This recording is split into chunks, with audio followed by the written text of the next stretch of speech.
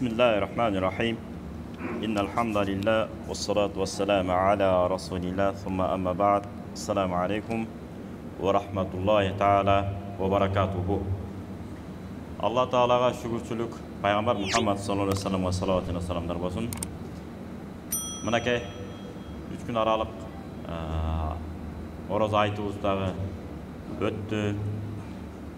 Құдай Тағалам şu Ramazan ayında эле Qurbanды çalıp koyup эле токтолуп калбастан калган күндөрүбүздөгү кайрымдуулуктарыбызды жасап, улантып, Алланын ыраазын алууга Құдай Тағалам өзү насип ettирген болсун. Көңүлүңүзгө кожо көрсүн, эл көрсүн, журт көрсүндөн абайлап, элге, журтка, динге кызмат кылууну Кудайым баарыбызга насип кылсын.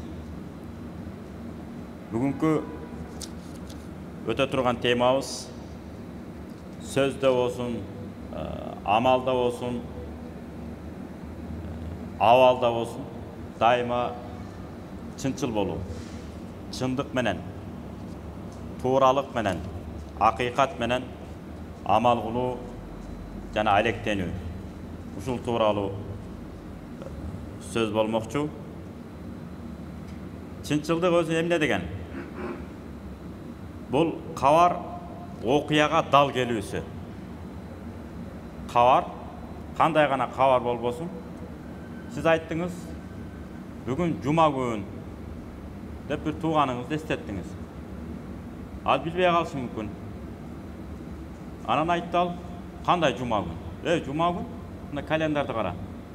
Десеңиз, чындап эле бүгүн жума туура келди. Демек, бүгүнкү абал, окуя 5-нчи күндө бүгүн жума мына келди.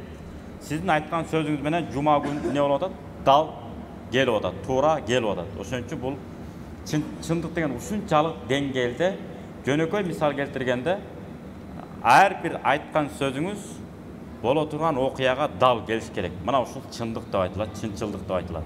Бул бир жагы.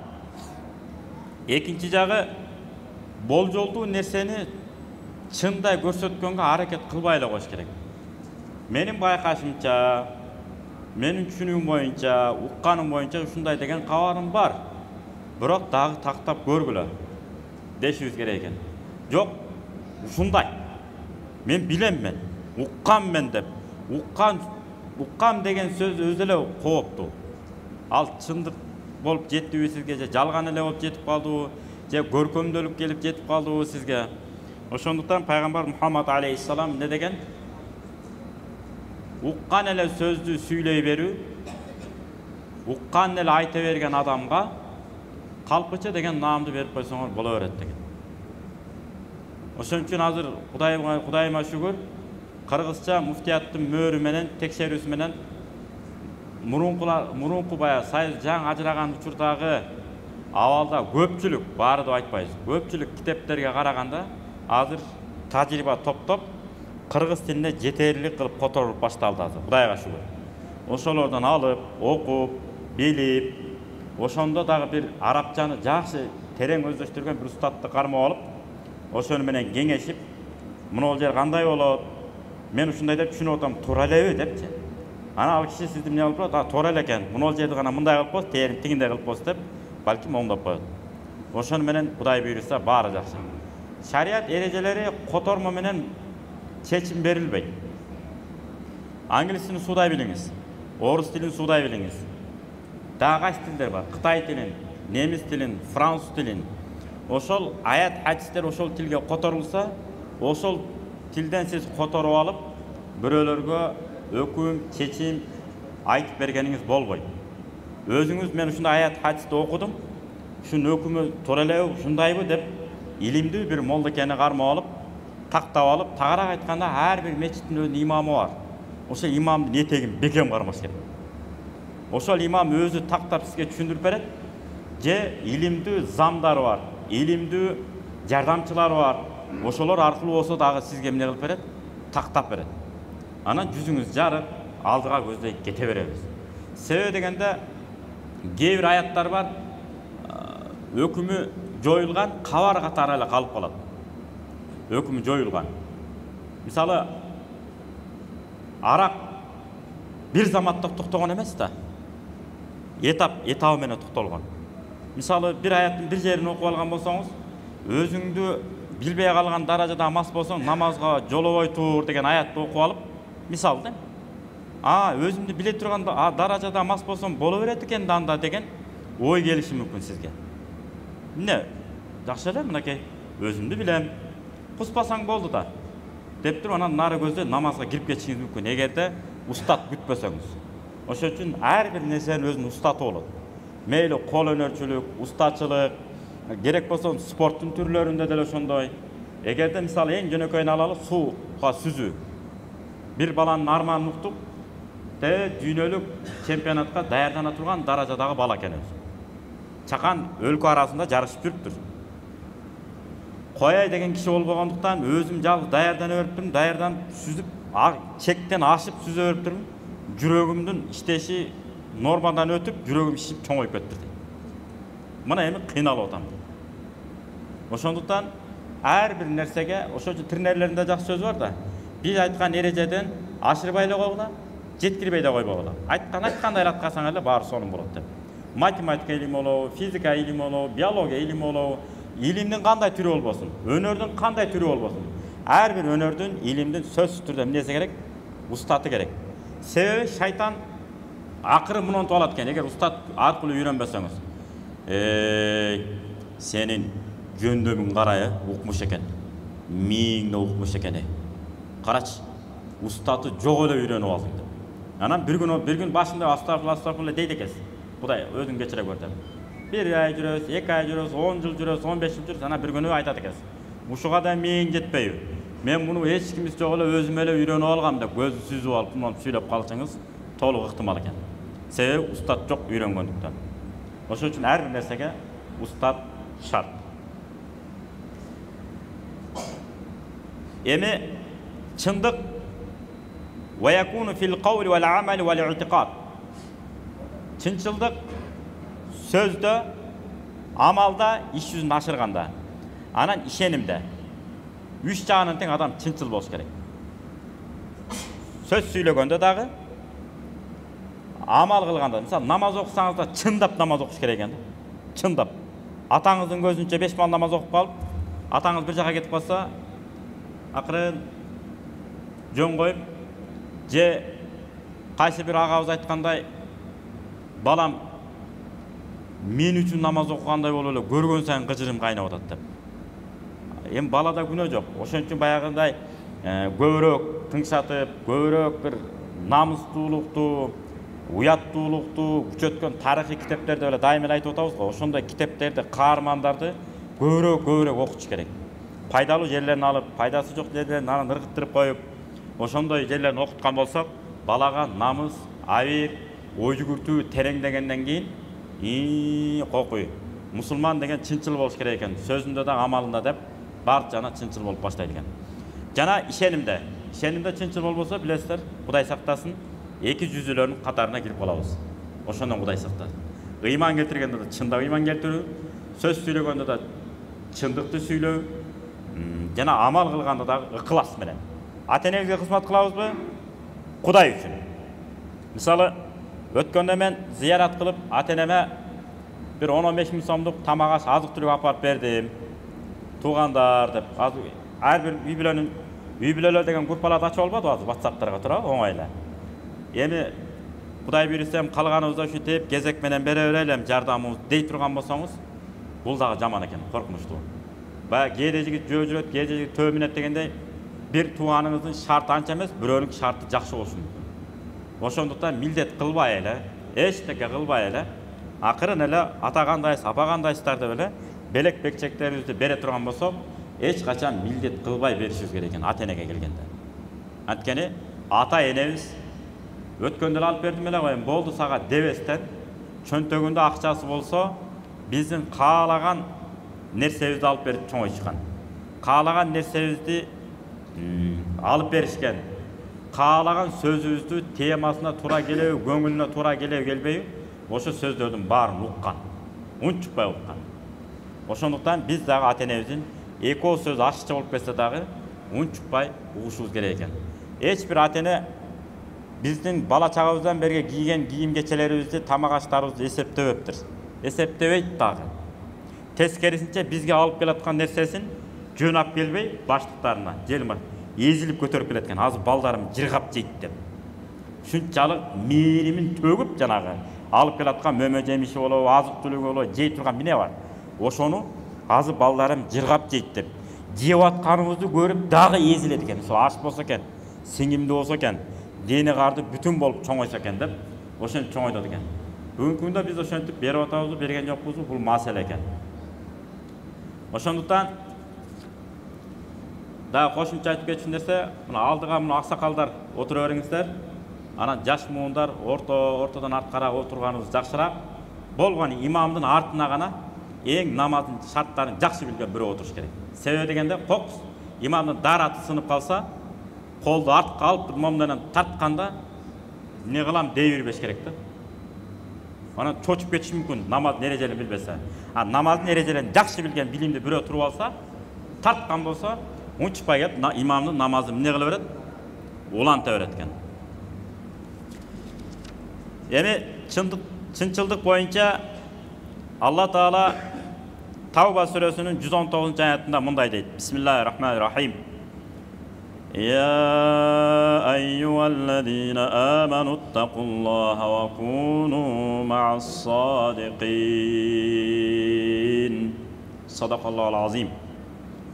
О иман келтиргендер, сөзүңөрдө дагы, амалыңарда дагы, абалыңарда дагы чынчыл болгула. Чынчыл болгула. Жана чынчылдар менен бирге болгула. Адам өзү чынчыл болуп жетишпейт экен. Чындыкты, акыйкатты сүйгөн адамдар менен дайыма чогуло берген жакшы экен. Бирок Саид Нурси рахматуллахи алейхтин бир керемет сөзү бар экен. Ар сүйлөгөнүң чындык болсун, бирок ар чындык ар жерде айтыла бербейт дептир. Кээ бир жерде бар зыян болуп калышы мүмкүн. Ал кандай? Балким бир ай кое туруш керек, же кимдир бирөө аркылуу айтыш керек. Ушундай учурлар болуп калат кээде, чындап эле. Ошол учурларда байкап туруп, чындыкты эмне кылат экенсиз, жеткиресиз, айтасыз, анан өзүнүн нугуна түшүп барат экен. Мисалы, атаңыз туура эмес сүйлөп алышы мүмкүн, элдин көзүнчө. Анан сиз дейт, ата, алдагы эмне деп айтканыңыз? Болбойт алдагы. Шарият боюнча алдагы арам деп ата-энеңизди элдин көзүнчө кагып атсаңыз жакшы көрүнүшпү? Аны үйүңүзгө алып барып, ата, жана жаңылып калган жоксузбу? Сиз жаңылып калдыңыз деп да айтпайт экенбиз. Ата, жаңылып калган жоксузбу? Анткени жана тигиндей болгон окуяга. Ал окуяны мына мен билем. Анткени мындай болгондо мындай болгон, тигиндей болгон болчу. А сиз чын төңүнүнө жетпей эле тигинин айтканы боюнча тарс этип айтып салдыңыз. Сиздики туура эмес болуп калды окшойт ата. Бир тактап койсоңузчу десеңиз, жана атаңыз сүйүнүп, жанагы туура эмес сүйлөп койгон адамды барып чакырып алып, акыйкат менден кетип калыптыр кемчилик. Акыйкат сен тарапта турбайбы, тууганым, иним. Кечирип кой мени деп өзүн өзү оңдоп алат экен. А элдин көзүнчө баласы тапан чыгып бакылдап аткан болсо, эртеңки күнү тарбия көрбөгөндүгүн билдирип коет экен ошентип. Ошон үчүн пайгамбар Мухаммад алейхиссалам эмне деп айткан ушундайларды? Кыямат күн жакындаганда аялдар өздөрүнө кожоюндарын төрө болот дептир да. Негизи аялдын кожоюну күйөөсү өзү. Негизи күйөөсү. Бирок ошого карабай кожоюн төрө болот. Кандай кожоюн төрө болот деп сахабалар сураганда, өзүнүн баласы канынан, жанынан чыккан баласы 9 ай курсагында жатып алып, анан дааратканага бара туруп, улуу сөздө уят жок дейт. Баарыбыз деле ошондой төрөлгөнбүз. Дааратканага бара турган жагынан төрөлүп алып, кайра титиреңдейт экенбиз апаларыбызга карап алыпчы. Ошол болбойт. Ата-энең ушунчалык баккын дептир, кыргыз ата-бабаларыбыз чекит коюп коюптур. Кантип? Ата-энең жинди болсо байлап бак деген. Ата-энең жинди болсо байлап бак. Болду, бүттү. Шылтоо жок. Ата-энем митип атпайбы, анан антип атпайбы деген болбойт экен. Ата-энебиз бизди кош бойлуу болдум деп атабызга билдиргенде, атабыз башкача кубанган. Мен балалы болот экем, же кыздуу болот экем деп. Анан улам чоңоюп баштаган сайын, тыпырчылап баштаган сайын, колу буту деп бизди эркелетип, энебиздин курсагында жатканда эле эркелешишкен экөө тең эки жагынан. Эркелешип төрөлгөндөн кийин дагы бизге башкача кубанып, аттарды да тандап туруп анан койгон. Анан тайтаңдап басканда, ар нерсени булгаганда, азыр эми памперс деген чыга калбады, азыр бүктөп ырытып атышат. Мурун болсо шымды эле булгачык да, туурабы? Мына Союздун убагында чоңойгондор. Ошону дагы мыжыга кармап эле жууп, атырым менен, анан сүйүктүүм, анан тигиним, анан мунум деп. Жууп, тазалап, анан бизди чоңойткон. Анан эки ооз сөзүн көтөрө албай, кээде ата-энелерибизди кагып силкип алган учурларыбыз көп болот экен. Ошон үчүн этияттап, туура эмес болсо, акырын айтып, күлүп, жайнап, түшүндүрүп алганга аракет кылышыбыз керек. Эми кийинки аятта мындай дейт: Бисмиллахир-рахманир-рахим. Ахзаб сүрөсүнүн 23-24 аяттары. Бисмиллахир-рахманир-рахим. ليجزي الله الصادقين بصدقهم ويعذب المنافقين إن شاء أو يتوب عليهم إن الله كان غفورا رحيما. Allah Taala чынчылдар чын сүйлөй бергендиги үчүн өзүнчө бир сыйлык берет деп атат Кудай Таала. Дайыма чындык тарапта жүргөндүгү үчүн Кудай Таалам бейиш менен сыйлайт. Ал эми эки жүздүүлөрдү Кудай Таалам кааласа кечирет, эгер кааласа. Же тообосун кабыл кылып, эгер тообо кылып, мен мурда жалган айтып, жалгандан күбө өтүп, кээде айтып коет атпайбы, о сен минткенсиң деп жалгандан күбө өтүп коет го, ошол эң чаман чоң күнөө, кечилгис чоң күнөөнөн шахадаты зур деп коет, жалгандан күбө өтүү. Көргөн дагы эмессиз, билген дагы эмессиз. Муну кошуна мындай кылган билесиң да десе, белки жакшы көргөн адамыңыздын көңүлү үчүн, ошонун таразасында басымдуу болуп кетиш үчүн жалгандан күбө өткөндөр бар. Ушунун баары эмне болот? Кечирилгис чоң күнөө. Көрбөгөндөн кийин, билбегенден билбейм, кабарым жок экенде адам эмне кылыш керек? Артка кайтыш керек. Башка аятта келет. Бисмиллахир-рахманир-рахим. Ида жаа фасикун бинабайин фатабайяну. Эгерде бир фасык, бузуку адам келе турган болсо, бир кабарды айтып, ошонун чын төгүнүнө жетмейинче өкүм бербегиле. Кийин акыйкатты билип алгандан кийин өкүнүп каласыңар деген аят бар. Бая тагыраак айтканда, бирөө бир көзүн көтөрүп алып келсе дейт, чуркап, эгер казы болсоңуз, сот болсоңуз, илгери казы деп айткан экен. Азыр мамлекеттик терминде сот деп айтабыз да. Сот болсоңуз сизге көзүн көтөрүп келди, мына менин көзүмдү оюп алды деп. Көзü oyulgan adamды çıkırıp görmeyince çeçim çıkarma deydi. Balkim bul adam anın iki gözünü oyu olgan bolsun mümkün. Tigini. Öyle ошондуктан şariat ушундай tактап bilmeyince hiç kандай ayta albayбыз. Mına balançanın ayalı buzulup жүрөт, balança ayal buzulup жүрөт dese dagы şariat ne kılat? Жок. 4 күбө болsun deydi. 4 күбөдөн кадимкидей көрсүн, bilsin. 4-өнүн бирөөсү кайтып кеткен болсо, sözünen, yok men büdömük, men anık işen albayım, men okşoşturup atam, men görбөй деле калган окшойм дей турган болсо, жана үчөөгө бала курулат кайра. Жаза берилет. Ушунчалык шарият кылдат. Мусулманчылыктын кадыр баркы ушунчалык керек болсо общий баня деп коет го, жалпы түшкөн баня. Эгерде дыр жылаңач, эч кандай кийими жок. Ээн токойдо жалгыз жүргөндөй. Эчтекеси жок. Асмандан жаңы түшкөндөй. Баладан туума. Жып жылаңач болуп баняга кире турган болсо, ошолорду күбөлүккө өткөрбөгүлө дейт шарият боюнча. Ханафи масканы ушундай. Эгерде буга чейин болуп жүргөн болсо, ал ишке салават. Өткөн ишке салават. Тоо кылабыз. Билгенден баштап, мисалы, бүгүн билдикпи, бүгүндөн баштап жалпы баняга, коомчулук баняга, көпчүлүк түшө турган баняга түшө турган болсо, азыр андай банялар көбөйүп калды, пар банялары. Буу пар банялары. Тизе менен киндиктен ылдый, тизеге чейин жабык, шорталар толтура чыгып калды, шымдар. Ошондо шымдарды кийип алып, же шешепти уруп алып, анан баняга түшүш керек. Анан жалпы жылаңач болуп түшө турган болсок, эртеңки күнү нике күбөлүгүнө келип катарга күбөгө өтүп кой десек, ошо күбөгө өтө турган даражадан ылдый кетип калат экенбиз. Кудай сактасын. Мына шариаттын этикасын караңыз, маданиятын караңыз. Анан кээ бири бар, өзүн чечен көрсөткүсү келип эле, аратыр көрсөткүсү келип эле, бакылдай берет, шакылдай берет. Ак сакал отурабы, көк сакал отурабы айырмасы жок. Ошентип бербеш керек экен. Бул эң жаман нерсе. Муну деле кыргыздар жаман көрүп эмне деп айткан? Бая алайын деп жутунба, ач көздүктүн белгиси, жулайын деп умтулба, эл бузардын белгиси дейт. Мун жулуна калып эле, мунунта калып эле, тимеле чечкиндик адамга бара калган киши болуп эле. Бая кыргыз дагы айтып өткөн, бешиктен бели чыга элек, муну кылат, эмне деп атат муну кылат деп.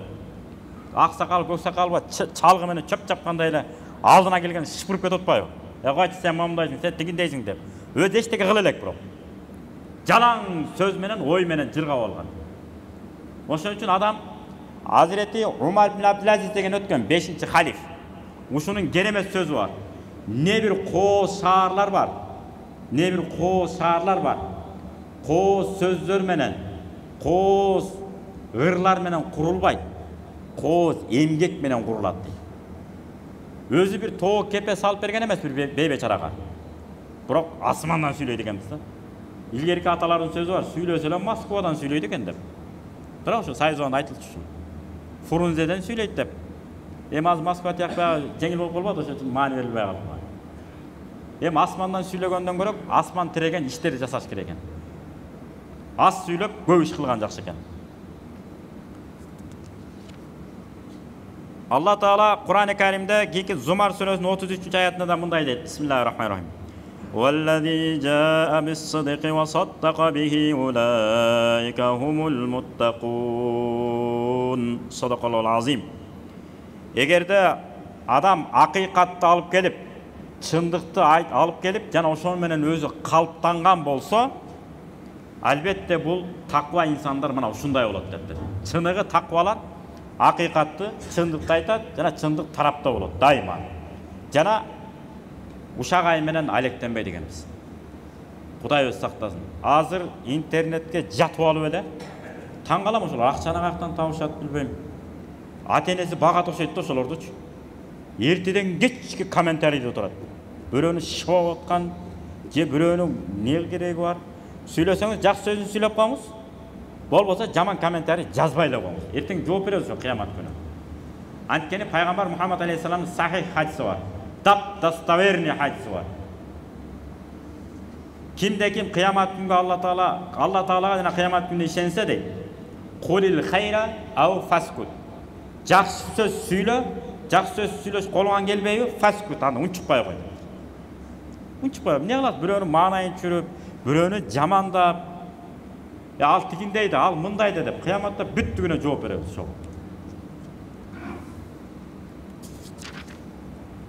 Bir окуяны айтып, ошо менен сөзүмдү жыйынтыктайын. Күндөрдүн биринде bir эне баласын кербенчилер менен соодагерчилик менен кетип аткан кербендер менен кошуп жөнөтөт.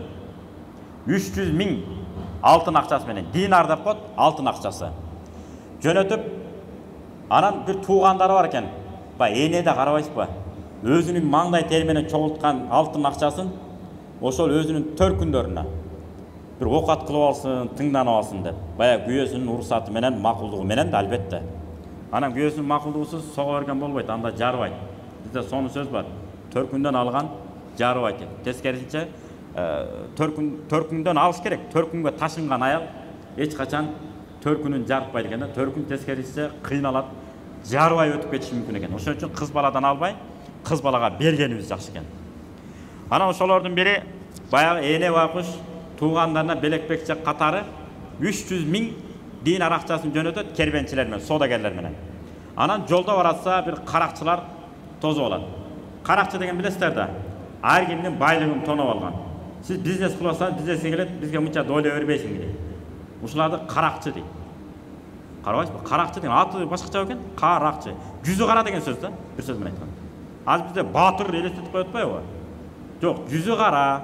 Кудай алдында дагы, элдин алдында да жүзү кара деген сөз. Анткени бирөөнүн маңдай тери менен иштеген акчасын бер мага дейсиз да. Бул шарият боюнча каракчы. Әл-Кафи деген Ханафи фикхте 3 томдук китеп бар. әл кәфи деген. Ошолда келет. Жаназа окулбай турган адамдардын санын эсептеп келип туруп, каракчыларга жаназа окулбайт деген, эгер тобо кылбаса. Ачык. Тобо кылбаса, каракчыга жаназа. Эртеден кечке отурасыз, бирөө келип алат, жөнүңөр акчаңды бер мага деп. Ага сиз беришиңиз керек экен. Мен ала койдум. Бул арам шариятта. Анан ошентип, ошо бир каракчы бүт кимде канча акча бар десе, жана жаш бала тура калып айтат. Менде 300 000 динар акчам бар дейт. Жана таң калып калат. Кана келчи, берчи дейт. Алып туруп эсептеди, чын эле 300 000 динар акчасы бар экен. Кичине жаап жашырып мындай азыраак мынчасын берип, тигиче мынча бар деп катсаң болбойт беле десе, апам мага үйрөткөн, өлүп баратсаң дагы эч качан калп айтпа деген. Ошон үчүн мен чындыкты айтышым керек болуп айттым дейт. Десе, жанагы таасирленип, мен бул себеби дейт, мен апама берген уадама мен каршы чыкпашым керек дейт. Апам менен учутуп мен уадалашкам дейт. Апама мен кыянат кылгым келбейт дегенде, жана каракчылардын главары, башчысы. Ана мынтип айткан, мен Кудайга канча жол уада бердим, эч каракчылык кылбайм деп, кайра эле каракчылык кылып атам. Жатып ичерде оңойда, алып келе деп туруп ала берет ар кимден. Бекер тамак деп, оңой тамак. Анан ошентип көнүп алып турмун. Эми бүгүндө мына кара, энесин алдабайм деп уада берген үчүн уадасына турду. А мен Кудайга канча жол уада бердим. Кой каракчылыктан кайтам, жаназамда жүрбөй калбасын деп мен тобо кылдым деп туруп, мусулманчылыкка бекем кайткан экен. Аны сыңары Кудай Таалам, амин. Бардыгыбызды бирөөнүн байлыгы эле акысы эмес, көңүл акысын, адамгерчилик акысын, кошуна акысын, жана ыйман эң коркунучтуу экен. Кошуналардын бизден талап кыла турган ыйман акысы бар экен. Ошол ыйман акыларындагы өтөбөй калгандан Кудайым өзү сактаган болсун. Кыямат күнү бизден баарыбыздан баланча ыйман акын бербей койду, баланча мага учурашпай койгон, баланча мен акчамды албай койгон деп толтура сурайт экен. Бардыгынан жеңил желпи өтүп кетишибизге Кудай Таалам бизге баам парасат, мүмкүнчүлүк, жөндөм жана ыкбал берген болсун. Ва саллаллаху таала Мухаммад ва аля алихи ва асхабихи ажмаин. Амин. Аллаху акбар. Ассаламу алейкум ва рахматуллахи.